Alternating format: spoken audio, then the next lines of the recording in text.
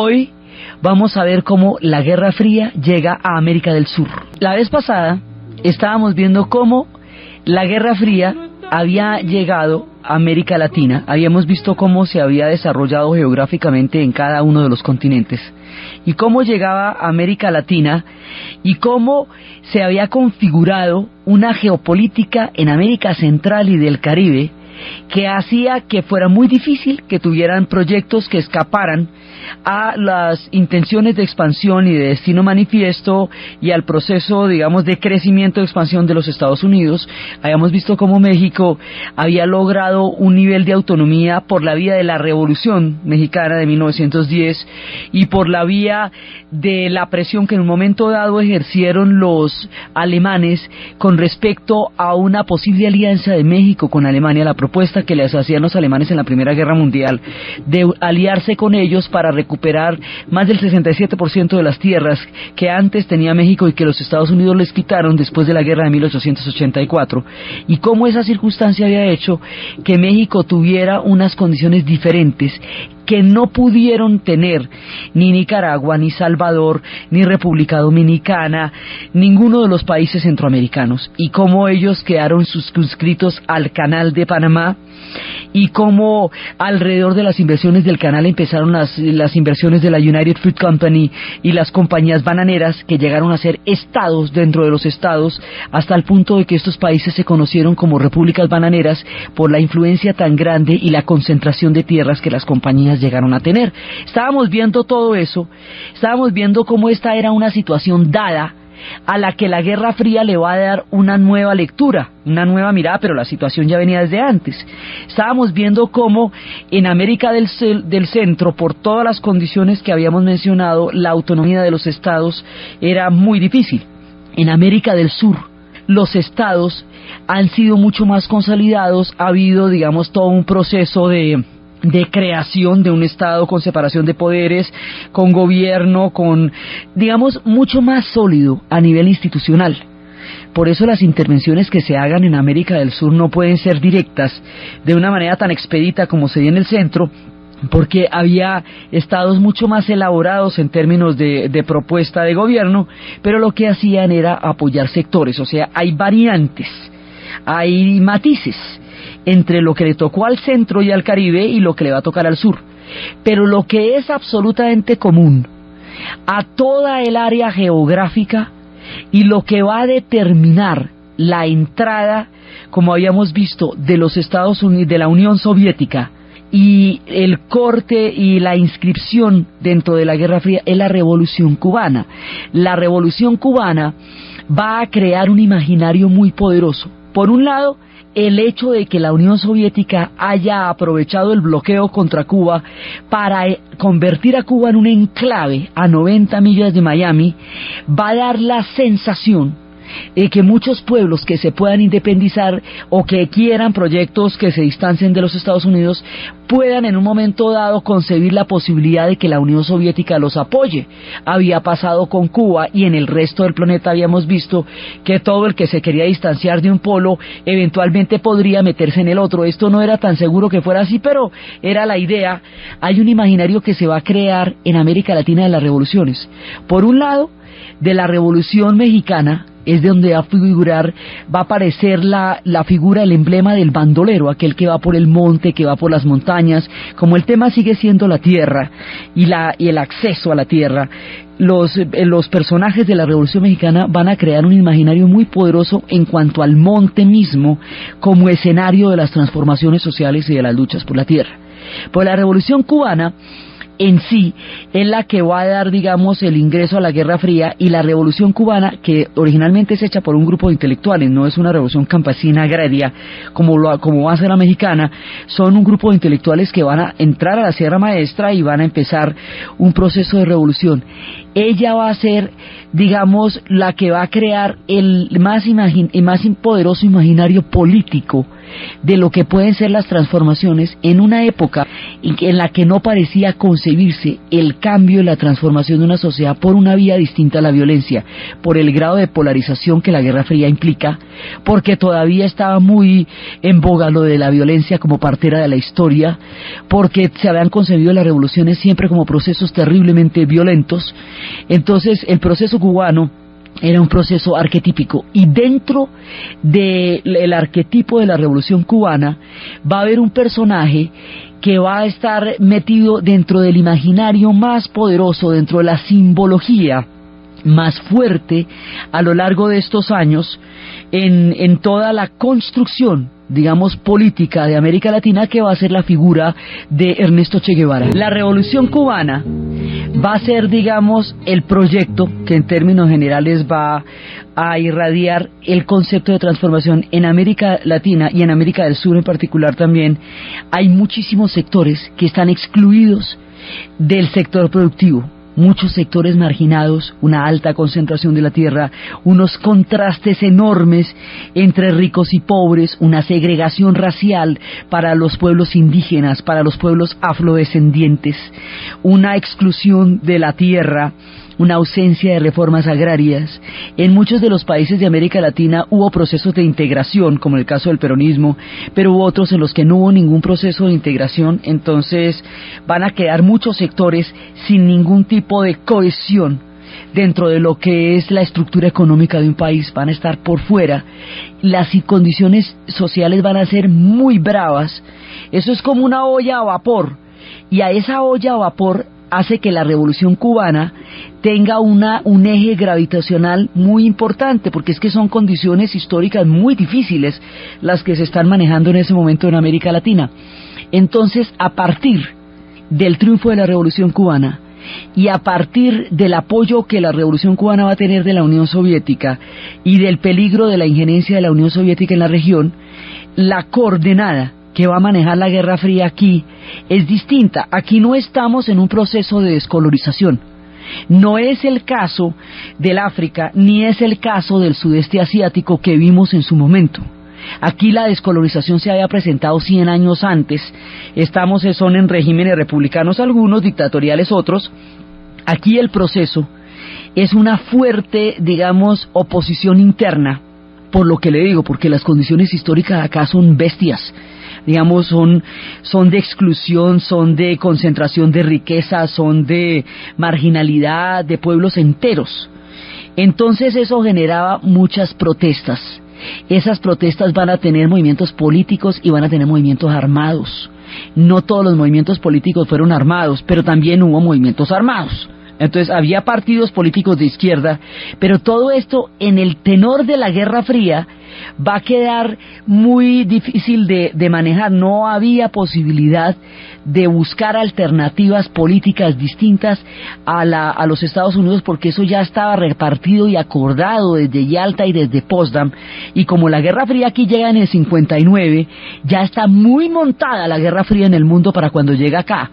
O sea, ya hace mucho tiempo que el mundo está polarizadísimo para cuando la Guerra Fría va a llegar acá. Entonces, aquí la coordenada se llama la siguiente: Doctrina de la Seguridad Nacional. La doctrina de la seguridad nacional es una coordenada histórica que se decide en la Escuela de las Américas en Panamá, en donde se plantea lo siguiente: en América Latina los ejércitos no tienen diferencia, los pueblos, no, los países no tienen diferencias fronterizas fundamentales que produzcan guerras por los límites. Pues hay disputas, pero no tropelotes, una cosa que uno diga, no. Eso, o sea, no es el tema central, como puede serlo en países donde las reparticiones fueron tan arbitrarias como en África o como en el Oriente Medio. Aquí no hay esos tropeles por la frontera. Aquí el problema es la distribución del ingreso.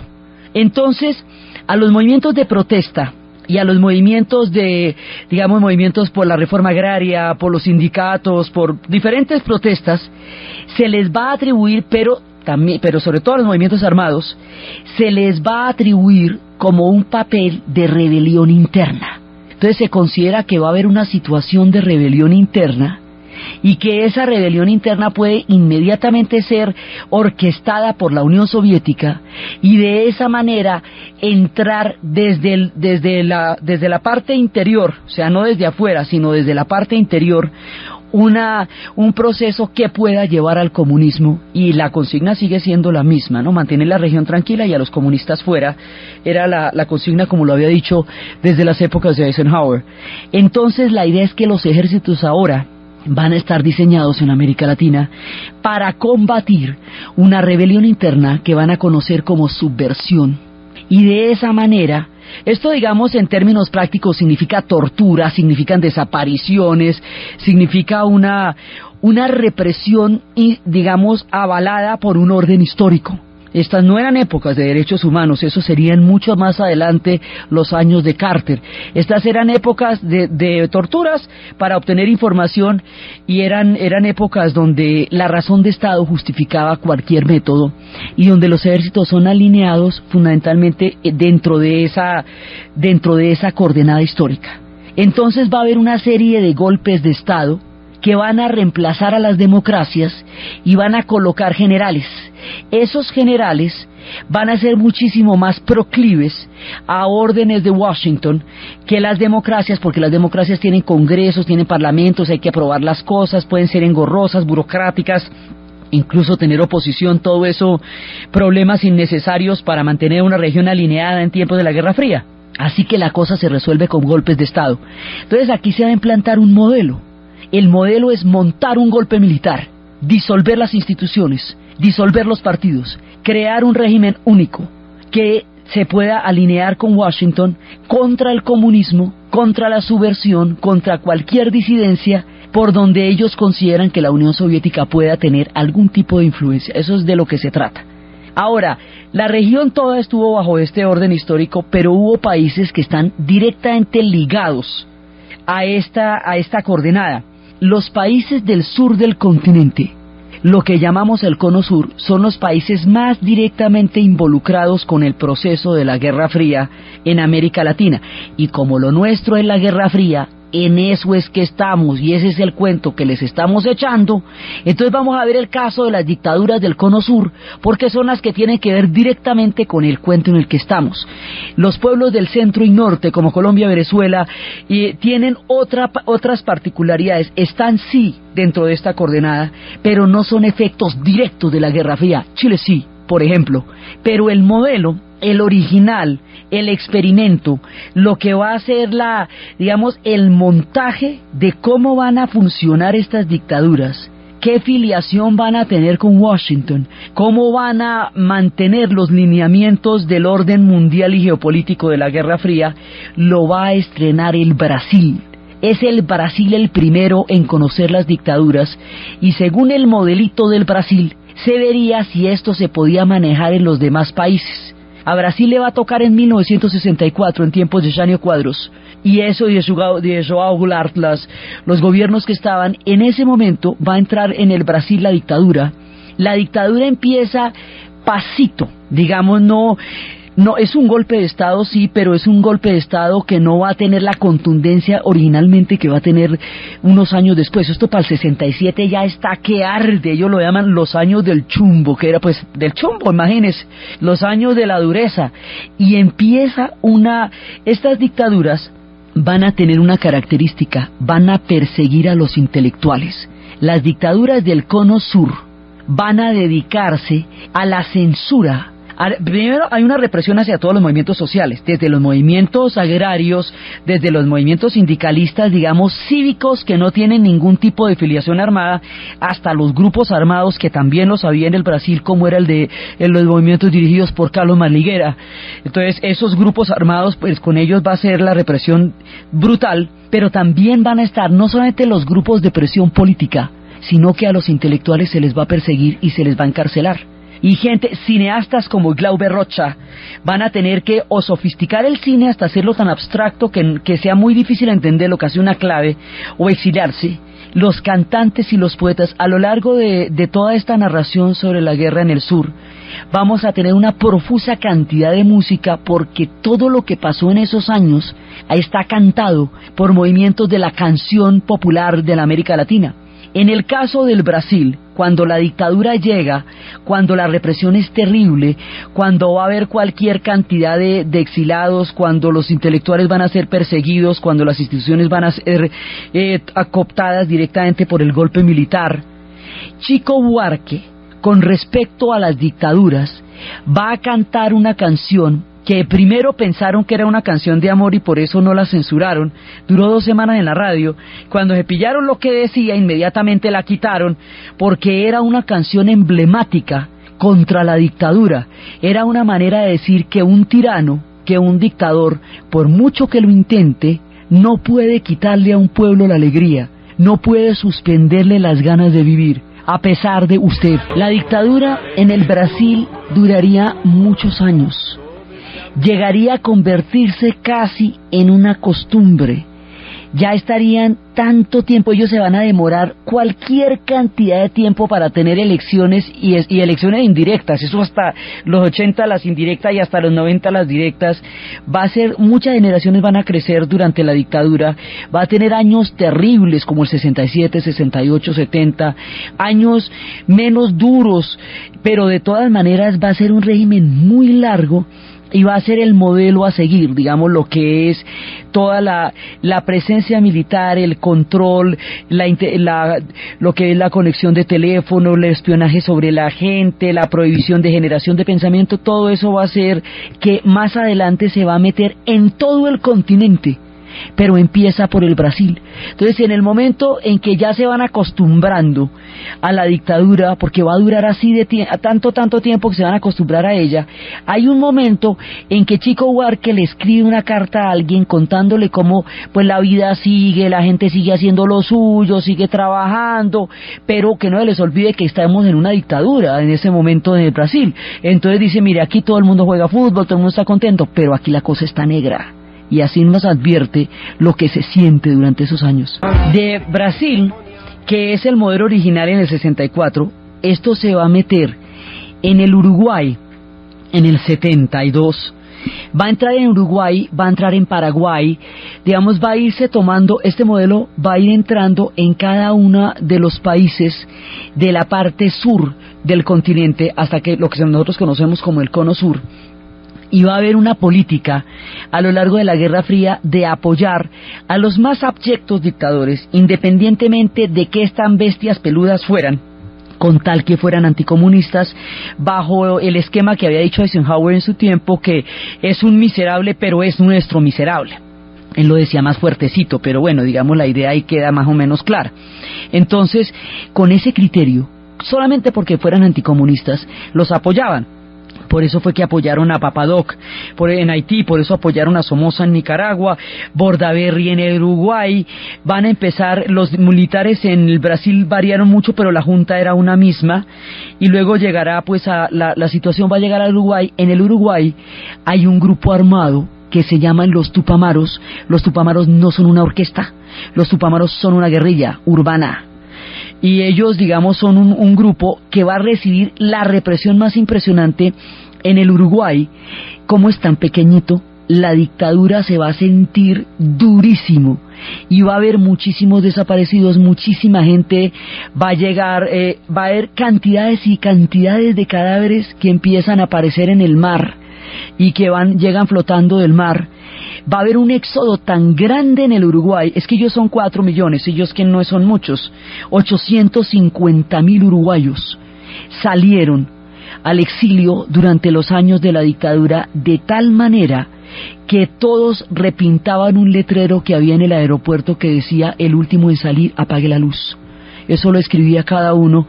La población joven del Uruguay se fue, toda la gente que podía irse se fue, toda la gente que podía caminar se fue, y eso va a hacer que el Uruguay vaya a perder prácticamente una generación, pues físicamente una generación, que luego también perderá Argentina. Toda la juventud de esta época se fue porque la dictadura hacía imposible la vida después de, digamos, las condiciones que pusieron eran tan graves. Nosotros vamos a conocer mucho de la dictadura del Uruguay por Mario Benedetti y por Galeano, porque Galeano va a ser el hombre que va a escribir muchísimo más, digamos, va a estar permanentemente contándole al mundo los años en que Uruguay vivió la dictadura, y lo mismo Benedetti. Son dos, digamos, los dos personajes que a través de muchísimos libros y de muchos poemas van a crear también el imaginario de qué pasaba en los años de la dictadura. Entonces eso, digamos, va a llegar después al Uruguay, y ahí va a estar Bordaberry y va a ser elegido una y otra vez. Paraguay va a estar completamente sumido también en una dictadura. Paraguay es más chiquito todavía, entonces pues es mucho más grave también la dictadura allá. Y después, cuando ya hayan pasado las dictaduras, cuando ya hayan llegado las dictaduras a Uruguay y al Paraguay, va a haber un experimento en este contexto, o sea, donde las cosas se están poniendo así de caldeadas. Va a llegar un gobierno por elección popular, por elección democrática, una elección con una votación más o menos bajita, porque es con el 36% de los votos con el que va a llegar, va a ser elegido. No va a llegar a través de una toma, ni de un monte, ni de un cuartel, sino a través de las elecciones. Un experimento que se va a conocer como la Unidad Popular. Este experimento que se va a conocer como la Unidad Popular y que va a ser dirigido por Salvador Allende es la coyuntura histórica que va gestando la manera como la Guerra Fría va a llegar a Chile.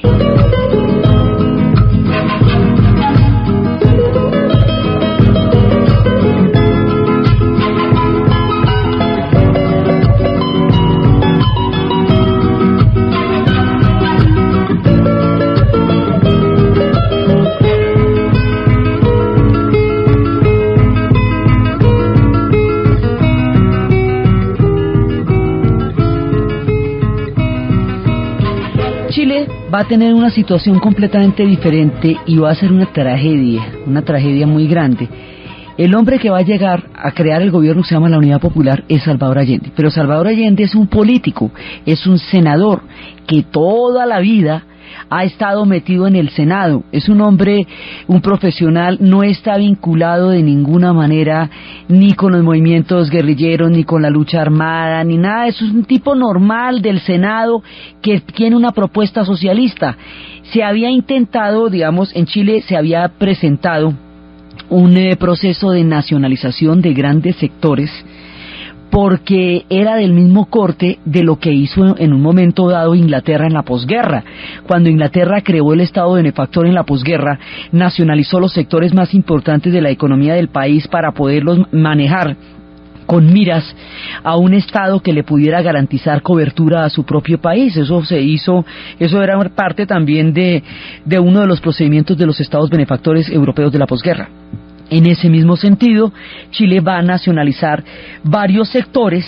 O sea, era un proceso que Allende no había iniciado. Allende lo que hace es profundizar los procesos de nacionalización, va a crear una reforma agraria, va a nacionalizar sectores mineros, pero sobre todo el cobre, y es que el cobre pues Chile es de los principales productores mundiales de cobre.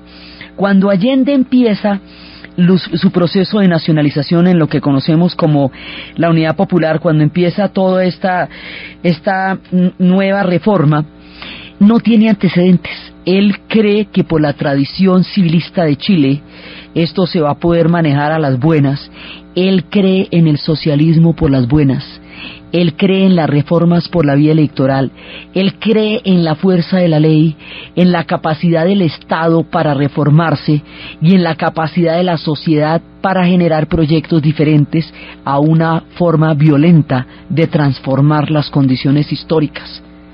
Pero no son esos los tiempos en que una doctrina como esta puede tener viabilidad.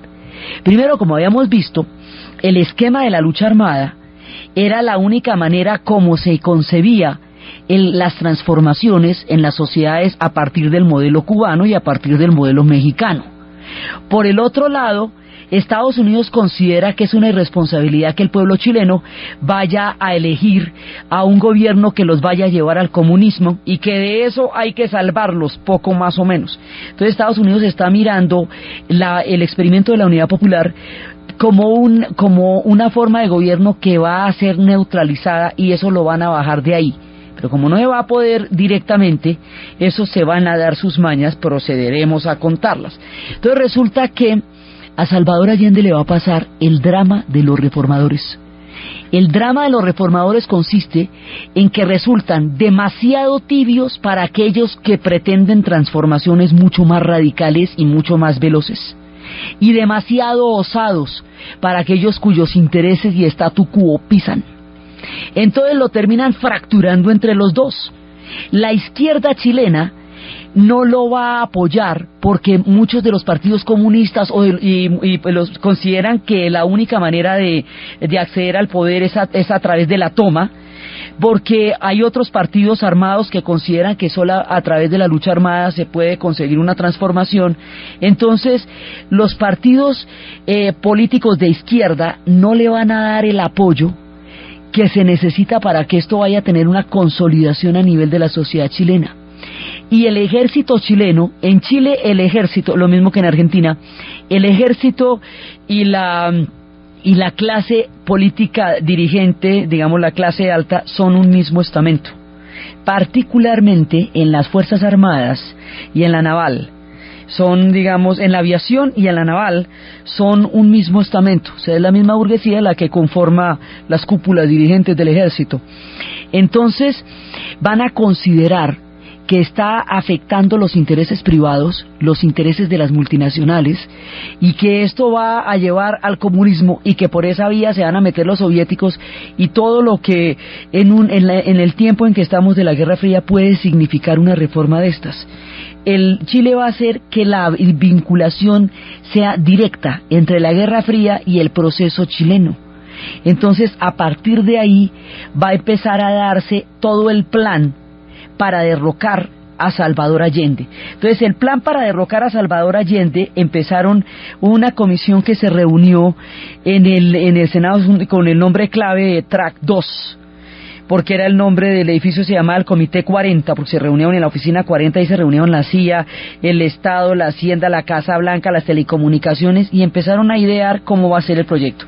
Entonces, la idea del proyecto es empezar a ahogar la economía chilena, a hacerla inviable, a inundarla de dólares para crear inflación, y esto, digamos, en papeles que la ITT, que tendría una participación absolutamente protagónica en este proceso, diría, estos papeles fueron en 1982, un periodista norteamericano, Jack Anderson, reveló un documento en donde, desde la columna del Washington Post, en donde se mostraba cómo era el plan que se había ideado Washington y la ITT y la CIA para desestabilizar el gobierno chileno. Entonces dice, la idea presentada era aplicar presión económica. Se hacen las siguientes sugerencias. Primero, los bancos no deben renovar los créditos o deben demorarse en hacerlo. Segundo, las compañías norteamericanas deben arrastrar los pies al enviar dinero, hacer entregas o despachos. Tercero, las compañías de ahorro y préstamos chilenas que tengan problemas, si se aplica presión, tendrán que cerrar sus puertas, creando mayor tensión. Debemos retirar toda ayuda técnica y no prometer ninguna asistencia en el futuro. Las compañías que puedan deben cerrar. Y así empiezan porque dice, el asunto parece difícil que se derrote a Allende desde el Congreso, entonces van a empezar a ahogarlo en la economía. Esto es uno de estos golpes del señor Phelps. ¿Se acuerda que el señor Phelps viene dando golpes por todas partes desde que lo hizo en Irán? Su misión, si usted decide aceptarla, señor Phelps. Bueno, pues esta es la típica del señor Phelps, es desestabilizar la economía de un país, crear una situación de desabastecimiento, apoyar huelgas de camioneros y de sectores claves de la economía, es apretar la economía hasta que chille, decía Henry Kissinger en ese momento, en su época, y de esa manera hacer al régimen inviable, ahogarlo, asfixiarlo. Y eso fue, digamos, lo que hicieron con la Unidad Popular de Salvador Allende. Entonces lo van clavando por lado y lado.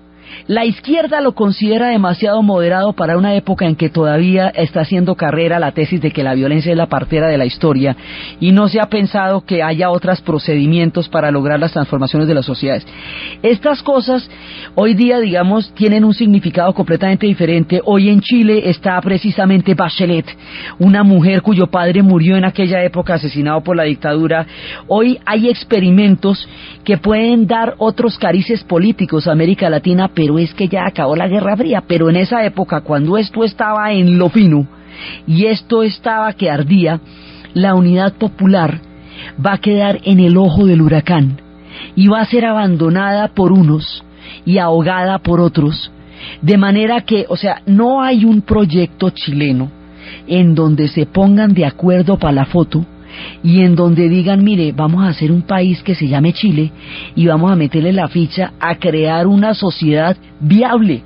Cada uno jala para su lado, el nivel de polarización va a ser altísimo y cada uno cree que su proyecto es el único posible bajo el cual funciona el otro y que bajo el proyecto del otro no se puede vivir. Entonces los de la lucha armada no creen en la democracia, los de la democracia no, pues, todo el mundo va pensando una cosa distinta, un poco como hablábamos en la República Española. Esto tiene un variopinto, un arcoíris tan supremamente complejo y tan grande y tan para un lado y tan para otro que es muy difícil centrarlo. Los Estados Unidos ha tomado la decisión de no permitir esto. Estamos con Nixon en el poder, estamos con Kissinger en el poder, ya ni siquiera son los tiempos de Kennedy. Si se hacían incursiones como las que se hicieron de Bayaco-Chilos en la época de Kennedy, con todo y que no apoyó la aviación, y se podían hacer, imagínense en épocas de Nixon, que ya era una posición mucho más dura, ya era la posición de los halcones. Entonces, primero, la economía se va a llevar hasta un punto inviable. Cuando esté caotizado el país, cuando aquello esté manga por hombro, entonces la idea es ya proceder a un golpe de Estado. El golpe de Estado va a entrar, primero que todo van a tomarse el poder, entonces van a tomarse el Palacio de la Moneda, el Palacio Presidencial, la ITT, que era la compañía telefónica que controlaba las comunicaciones en Chile, interviene en los teléfonos, de manera que no se pueda dar la comunicación del palacio hacia la calle, y de manera que se puedan escuchar las conversaciones de todo el mundo. Allende va a quedar aislado al interior del Palacio de la Moneda, la gente no va a poder entrar a ayudarlo, controlan la situación con un golpe de mano, y rápidamente van a tomarse el palacio. 25 años después de este golpe, que sucedería en 1973, 25 años después, una persona logró interceptar las comunicaciones que los generales estaban dando unos a otros en el momento de la toma de la moneda.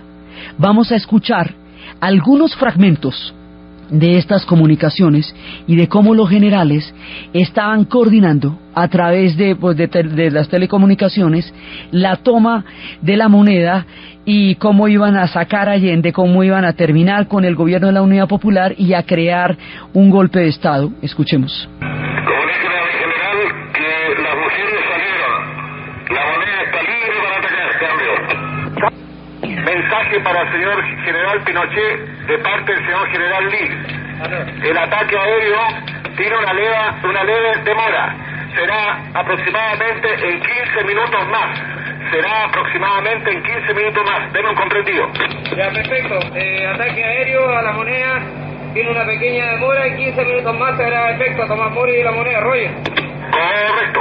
La idea sería tomarlos presos nomás por el momento. Después se verá si se les da avión u otra cosa, pero por el momento la idea es tomarlos presos.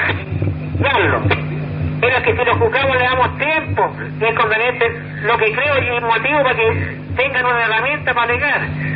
Por último, se pueden levantar hasta las pobladas para salvarlo. Estamos escuchando los documentos de audio que 25 años después se pudieron obtener sobre cómo fue todo el proceso de la operación. O sea, lo que ellos hicieron fue tomarse el palacio. para poderse tomar el Palacio de Gobierno de la Moneda, hay que mirar a ver qué se van a hacer con las mujeres, quiénes se van a sacar presos, desde dónde se va a atacar, qué se piensa hacer con el presidente. Entonces, que el presidente lo van a llevar, pues le van a ofrecer la alternativa de que salga en un avión del país. O sea, esto es un golpe de Estado en vivo y en directo, como se pudo registrar en la historia y como se pudo conocer solo 25 años después cómo estaba sucediendo. Entonces estamos escuchando aparte de la planeación de las operaciones en el instante mismo en que se tomaron el Palacio de la Moneda. Oye, hasta la moneda al avión, viejo. No me pasen más, fondeadita al tiro, para que no haya problema. Conforme, pero el avión sería para él y familia exclusivamente, nadie más. Conforme, nadie más. Ningún gasto, no le van a meter un gato ahí, pues. Hay que juzgarlo a todo. Conforme. Telecomunicaciones militares, como por una información radial expresando que se ha rendido Allende y las otras personas que se rindan, las personas principales que se rinden. Conforme.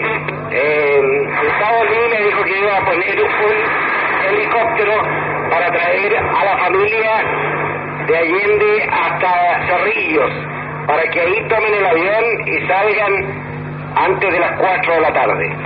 Hay una comunicación, una información de personal de la Escuela de Infantería que está ya dentro de la Moneda. Por la posibilidad de interferencia la voy a transmitir en inglés. They say that Allende committed suicide and is dead now. Díganme si entienden. Entendido, digo perfectamente, cambio. Respecto al avión para la familia, no tendría urgencia entonces esta medida. Entiendo que no tendría urgencia en salir la familia inmediatamente. Estábamos viendo cómo se da el golpe de Estado, cómo se da la resistencia, porque ellos se arman. Salvador Allende, cuando ve que se han tomado el palacio, dice: defenderé con mi vida la autoridad que el pueblo me entregó.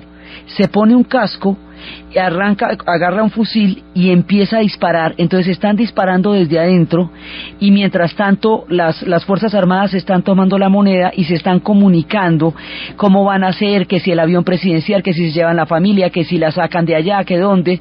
Y hay un momento en que parece que se van a rendir y luego es cuando llega la comunicación que dice que hay una comunicación interna, ya están adentro. Y esa comunicación nos indica que debido a la posibilidad de una interferencia, vamos a decir en inglés, entonces dicen en inglés: Salvador Allende se ha suicidado, has committed suicide. Cuando dice se ha suicidado, entonces ya no hay ninguna urgencia del avión para la familia.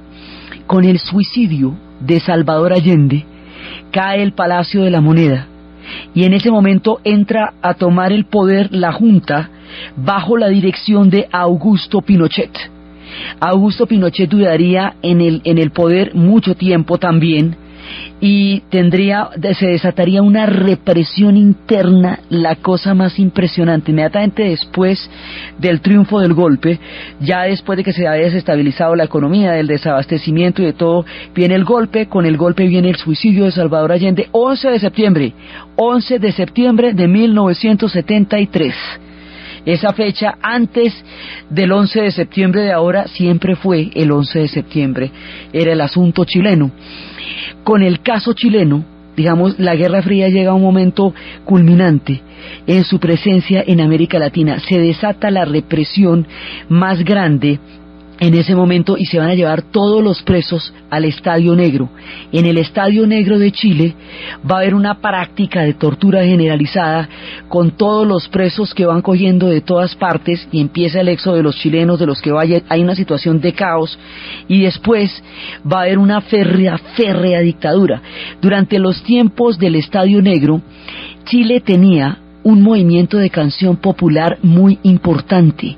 En Chile estaban Violeta Parra, sus hijos Ángel e Isabel Parra, estaba también Quilapayún, estaba la música andina, o sea, todos estos tiempos en Argentina, en Chile, en todo el cono sur, había un movimiento muy importante de canción protesta, la nueva canción latinoamericana, que en Cuba se llamaba la nueva trova cubana.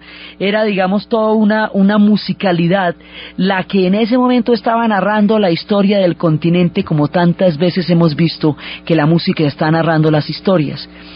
Entre los más importantes del movimiento popular de la canción chilena había un personaje que se llamaba Víctor Jara. Víctor Jara fue detenido en estos días del golpe, fue llevado al Estadio Negro. A él le cortaron las manos y le dijeron que siguiera cantando, que tocara la guitarra, y él siguió cantando, y después de que siguió cantando lo fusilaron.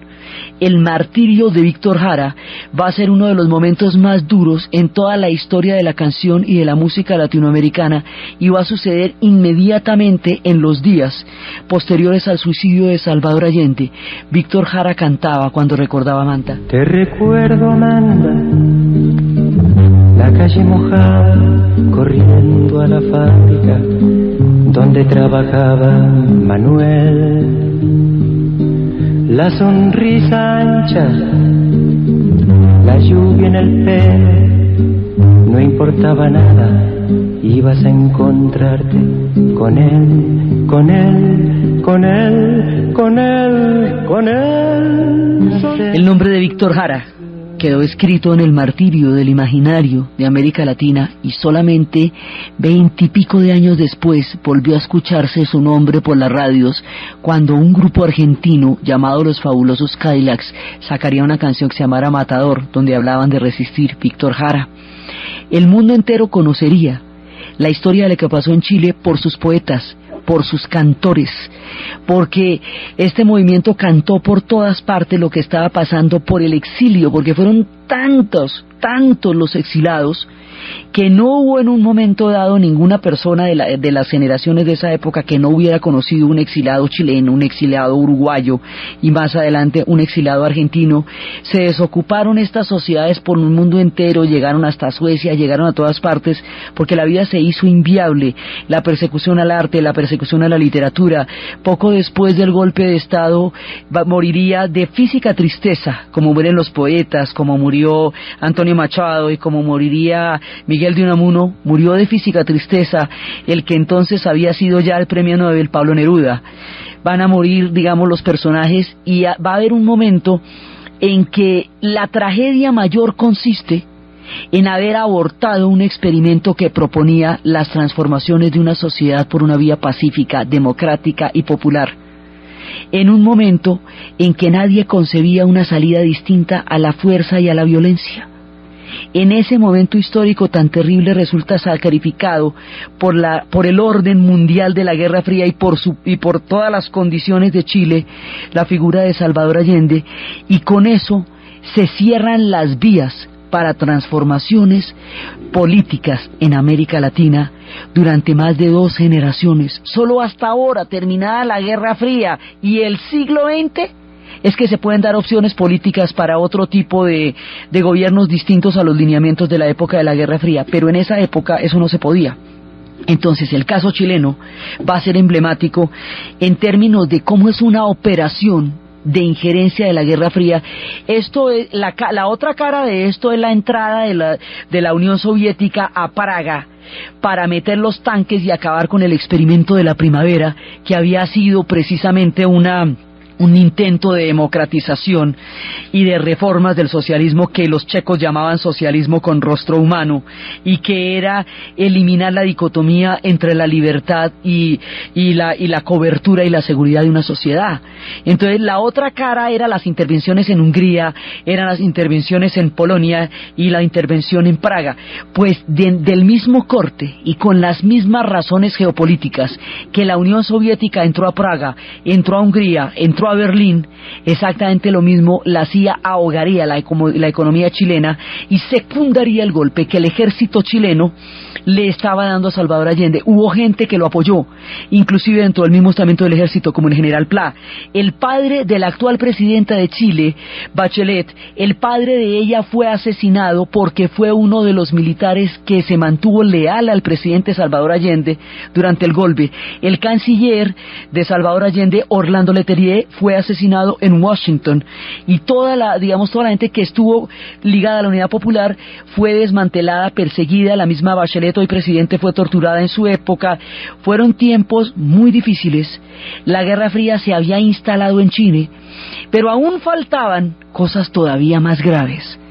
Ya en 1976 la Guerra Fría llegaría a la Argentina, y con la llegada del golpe a la Argentina, de las dictaduras y todo lo que pasaría allá hasta el momento de las guerras Malvinas, era cuando las dictaduras irían a caer. Solamente hasta el 82, cuando la guerra de las Malvinas les diera punto final. Pero esta etapa fue nuestra cuota de la Guerra Fría, que fue el exilio, la desaparición, la tortura, los golpes de Estado. Entonces, la manera como la Guerra Fría llega a la Argentina, lo que va a pasar allá, los tiempos de la dictadura, la inestabilidad que en ese momento se estaba presentando, todo lo que estaba ocurriendo hasta el momento en que se va a desmoronar el régimen argentino por un conflicto con Inglaterra por las Islas Malvinas, es lo que vamos a ver en el siguiente programa, en donde terminamos la Guerra Fría en América Latina para irnos a Afganistán, donde va a empezar el quiebre de la Unión Soviética, el Vietnam de los rusos, que es donde se les va a empezar a caer el imperio. Es por Afganistán, porque esto es un orden tan global y tan complejo que lo mismo podemos pasar por Corea, que por Santiago, que por Kabul, que por Praga, que por Hanoi. Es el régimen de la Guerra Fría que se va tomando el planeta, y el cual nosotros también pusimos lo nuestro, nuestra cuota terrible. Entonces eso es lo que vamos a ver en Argentina, antes de irnos para Kabul, para terminar la parte que concierne a nosotros, y luego empezar por todas las circunstancias que van a llegar a la caída de la Unión Soviética y por lo tanto al final de la Guerra Fría. Entonces, desde los espacios de los demócratas y de los reformadores, sin los cuales la historia no podría avanzar, pero que siempre sufren las suertes más adversas, desde esos días de Salvador Allende, de los movimientos populares de la canción chilena, de los experimentos democráticos en tiempos violentos, de los órdenes históricos y geopolíticos que determinaron de maneras trágicas los rumbos de nuestro continente en aquellos años. En la narración de Ana Uribe, en la producción de Ernesto Díaz, y para ustedes feliz domingo.